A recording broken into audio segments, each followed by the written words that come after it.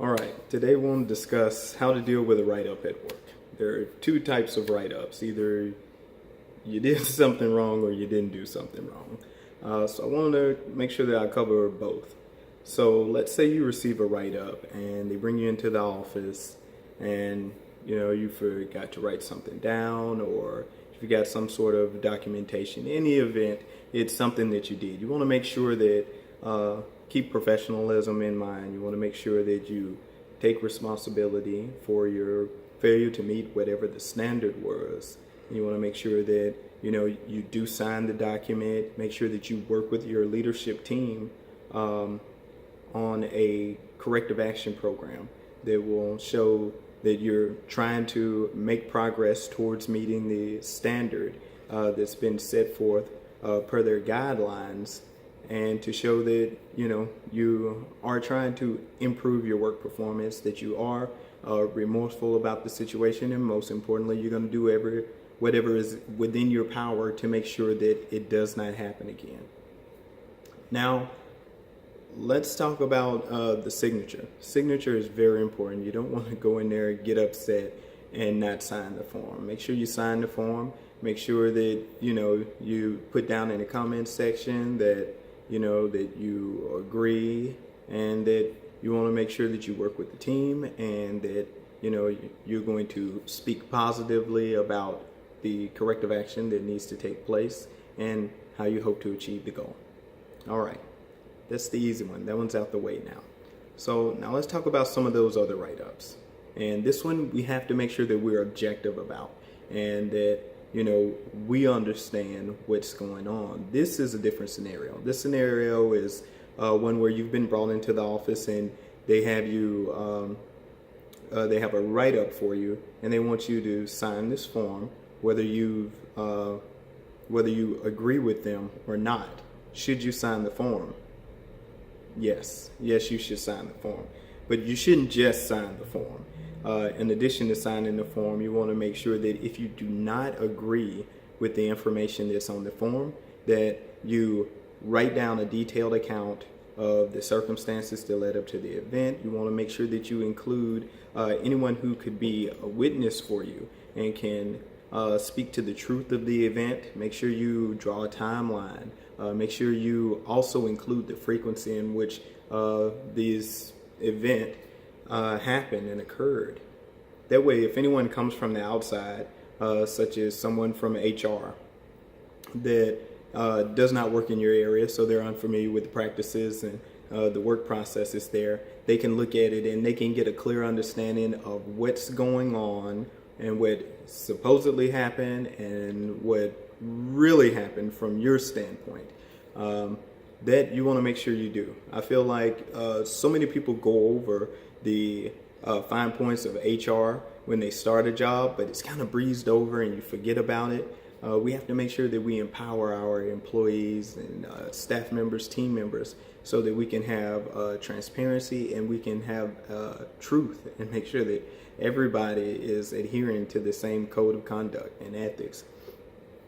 If you want to get some reading on how that should be done, you can find books like this, the Healthcare Manager's Human Resources Handbook. Like I said in previous books, I always start with a healthcare management book because that's really what I have a lot of.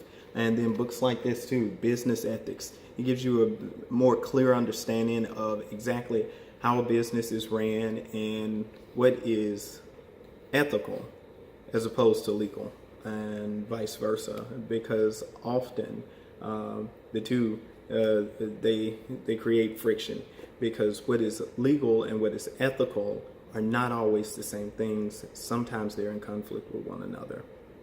Also, you want to make sure that you write down the names of any witnesses and have an understanding of what's going on when you go in that office. If there is a manager there and there is another person there, the other person there is likely, if they're not teaching the manager or the person who's writing you up, supervisor, then they may be there as a witness to bear witness to the account that this event did happen and transpired with you, and They may also be there for backup. They may be there for security, for the safety of the manager, because some people take write-ups not in the most positive way. So you want to make sure that you have an understanding that this event can work both against you and for you. Never refuse to sign the form. If you disagree with the form, make sure that you put everything that you disagree with about in the form. You tell it from your side of the story. If there's not enough room, you put C attached. Sometimes these are in a digital format, which means you have to fill out this form online. If that's the case, then you want to make sure that you say that you're going to follow up with an email with greater detail. And make sure that when you do that, then you send an email directly to the HR department so that they can be made a part of this digital record.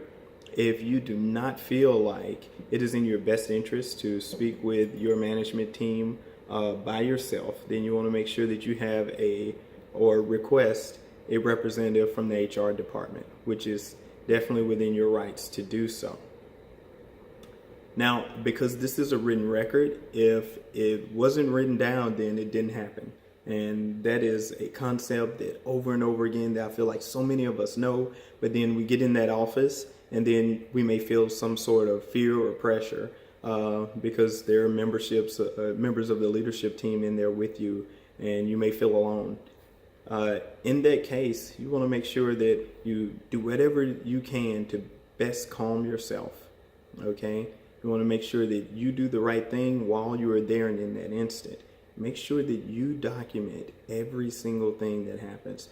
So if later on this pattern of behavior, should it be from your leadership team, continues and it's unwarranted, that you have documentation of each event, and not only their account but also your account, because I would hate for anyone to end up in a situation like this and then someone who's not being 100% truthful is the one who's allowed to be able to tell this story that, if ever investigated, would be the only narrator of the events. You never want to leave it up to someone else who isn't truthful or doesn't have the company's best interest or your best interest in mind to be the person who narrates your story, especially if it's the story of your employment and it can affect your future employment or even your ability to gain access to unemployment. Because if you're fired for certain reasons, then you will not have access to unemployment.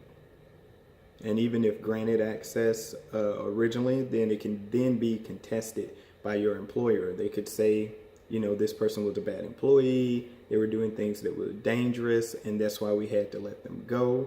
And in that case, the government will tell them then they don't have to pay out unemployment. So I just want to make sure that everyone has a understanding of what they can do and what they can't do. If things ever go to litigation, you also want to make sure that you've used your proper chain of command and you have documentation that supports the events as you then describe them in court. So I hope this is helpful to anyone. I hope no one receives a unnecessary write-up. I hope that if you do get a write-up, it's an opportunity for you to change and improve your work performance and your communication and relationship with your leadership team. But if that doesn't occur and you find yourself on the end of circumstances that are definitely unfair and through no fault of your own, then I think it's just as important to know how to protect yourself. All right. Hope you guys have a great day, and I hope you remain blessed.